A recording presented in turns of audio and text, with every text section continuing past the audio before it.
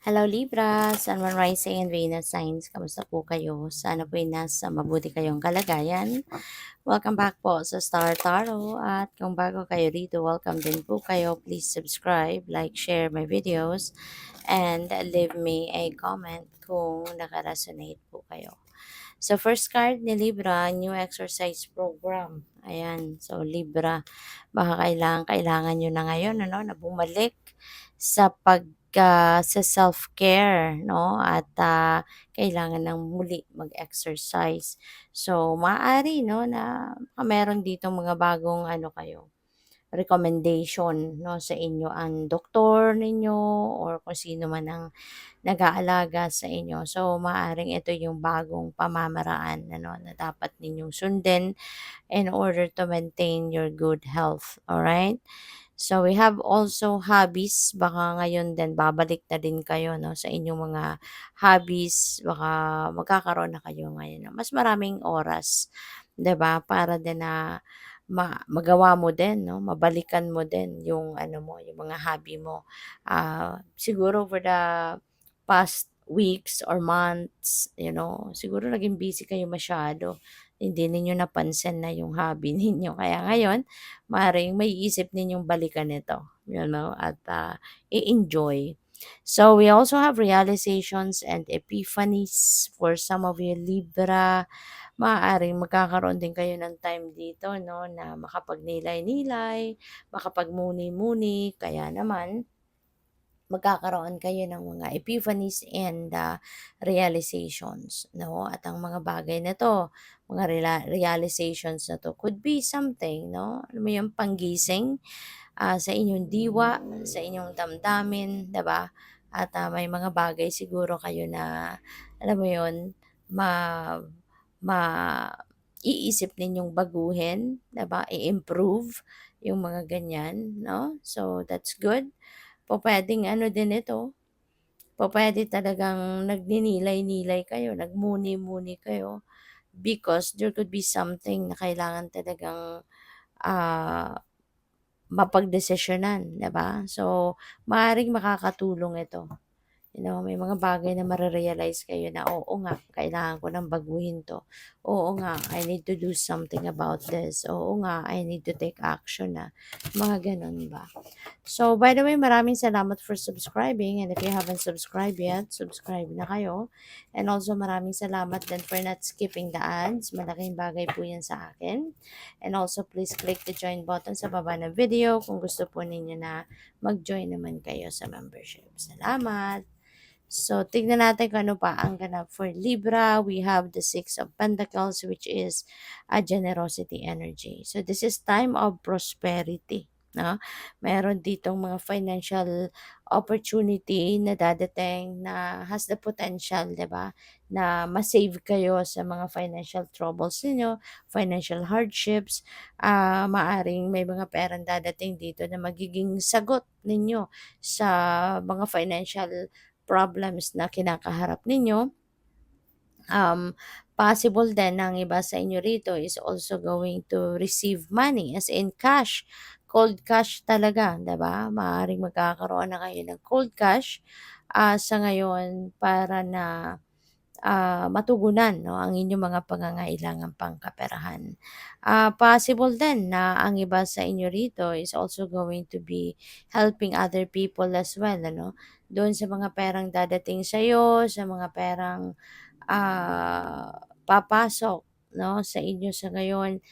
For sure, hindi lang yan para sa'yo. For sure, hindi mo lang yan sasarilinin, bagkus you are also going to share some of it with other people. Kasi ganun kayo, matulungin, diba? Generous.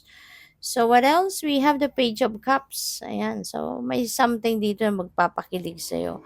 Maaari, na dahil mababalikan mo ngayon, yung hobby ninyo, magkakaroon kayo ng time or mas maraming time, 'di ba? Para sa mga hobby ninyo, maaari 'di ba, na talagang ikaka-excite din ninyo ito. This is the time you are going to siguro i-enjoy niyo talaga kung ano man ang mga hobby ninyo at baka magkakaroon din dito ng invitation sa inyo, kung saan man at baka 'di ba, mapa-practice ninyo talaga kung ano man yung mga interest ninyong ito. Baka po puwedeng maging part ng entertainment 'no, sa kung ano man kunyari party na pupuntahan ninyo, yung gano'n. So, good for you. This is also a time 'no, wherein maaaring magkakaroon kayo dito ng mga bagong idea, bagong information, pupuwede rin na maaaring meron ditong mga bagong discovery kayo, 'di ba, mga innovation.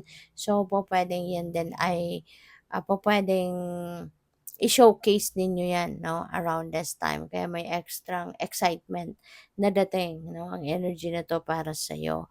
There could be also good news coming in, pupuwedeng merong mga magagandang balita related siguro puwede rin sa related sa mga in-applyan ninyong trabaho or balita regarding loans, mga ganyan. Pupuwede rin na meron ditong mga paparating na impormasyon 'no, pupuwedeng invitation para sa mga social events, social gatherings, baka merong mga reunion, something like that, na dadaluhan kayo 'no, kaya maiimbitahan kayo kaya maaari kayo naman ay dadalo. So, we have the Eight of Swords, pero reverse na siya, so which is good, kasi ibig sabihin nito na this is a time for healing na. Kung ano man ang mga bagay or ano man ang mga sitwasyon ninyo sa buhay na medyo mahirap para sa'yo.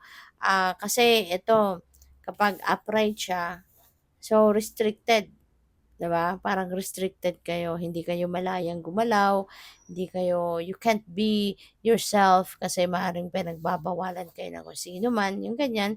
So, since this is reverse, so makakawala na kayo sa gano'ng sitwasyon.